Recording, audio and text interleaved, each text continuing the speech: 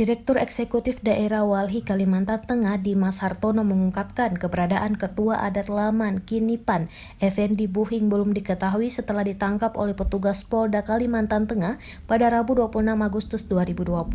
Buhing dibawa paksa polisi dari kediamannya di Desa Kinipan, Kecamatan Batangkawa, Kabupaten Lamandau, Kalimantan Tengah.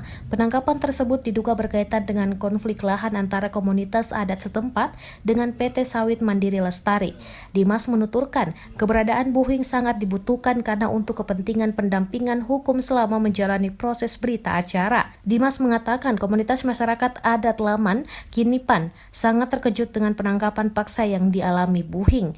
Masyarakat adat Laman Kinipan resah lantaran penangkapan Buhing tidak dibarengi dengan surat pemanggilan sebelumnya. Sementara itu, Direktur Badan Registrasi Wilayah Adat Kasmita Widodo menyebut bahwa komunitas adat Laman Kinipan sebetulnya sejak awal tidak ingin berkonflik. Warga Laman Kinipan berusaha menempuh jalur dialog untuk menemukan solusi. Hanya saja proses dialog tersebut buntu dan itu diperparah dengan adanya dugaan kriminalisasi terhadap 6 anggota komunitas adat Laman Kinipan.